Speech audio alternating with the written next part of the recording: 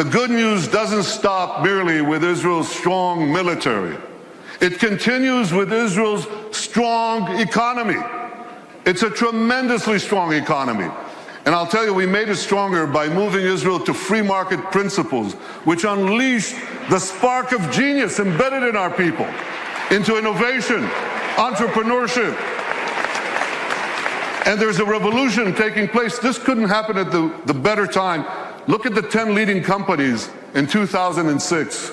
5 energy companies, one IT company, Microsoft. And a mere 10 years later, 2016, a blink of an eye in historical terms, it's completely reversed. 5 IT companies, 1 energy company left. The true wealth is in innovation. You know these companies, Apple, Google, Microsoft, Amazon, Facebook. Guess what? They all have research centers in Israel. All of them. Major research centers. And they're not alone. There are hundreds more. And there's a reason. Something is going on. It's a great change. It's, you want to hear jargon? It's one sentence. This is a terrible sentence, but I have no other way to say it. It's the confluence of big data, connectivity, and artificial intelligence. Okay? Did you get that? Yeah. You know what that does? It revolutionizes old industries and it creates entirely new industries. So here's an old industry that Israel was always great in, agriculture. We're always good in agriculture. But now we have precision agriculture. You know what that is? See that drone in the sky? He's connected to a big database. And there are sensors in the field. And in the field, there's drip irrigation and drip fertilization. And now we can target, with this technology, the water that we give, the fertilizer that we give, down to the individual plant that needs it. That's precision agriculture. That's Israel.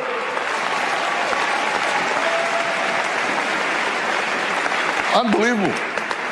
You know, we were always good in water. I want you to see how good we are.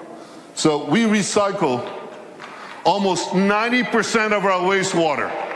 The next country with less than 20% is Spain. You can see how Israel, what it does for water, what it does for the environment. So when you take these two things, agriculture and water, and the other technologies that we apply in both, we can change the world. We are. We are. I just heard about an African woman in Africa has to walk 8 hours a day to give water to her children. 4 hours one way to a well, 4 hours back. And a young Israeli company brought in this technology that improves on Moses. Remember Moses? He brought water from a rock. They bring water from thin air.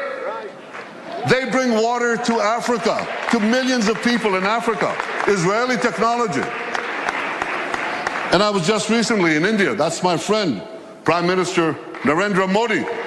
Great friend. I'm showing him cherry tomatoes. This is in Gujarat, India. This is Israeli technology. And what I heard there was fantastic. Farmers came from the region. There's an experimental farm there and a place where Israel gives technology know-how to Indian farmers. 65% of India's population are farmers. And one farmer after the other gets up and says, because of Israeli technology, I've increased my crop yields and my income 3 times, 4 times, 5 times. Israel is changing the world in India, in Asia, in Africa, in Latin America, everywhere.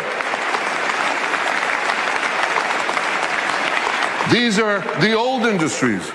Now there are new industries. Israel is literally, how can I say this?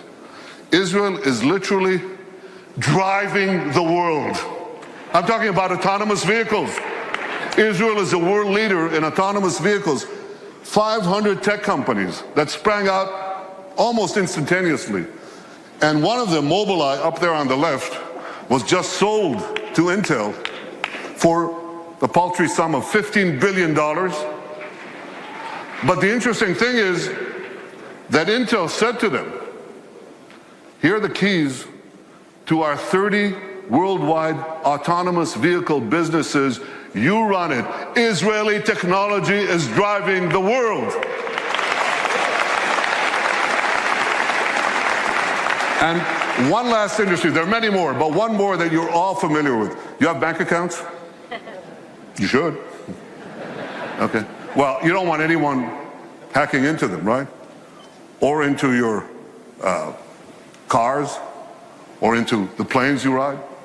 You need cyber security. Everybody needs cyber. Israel has become a world leader in cyber security. Look at how much they invest in the hundreds of Israeli startup companies, tremendous companies. But here's another factor that you should know.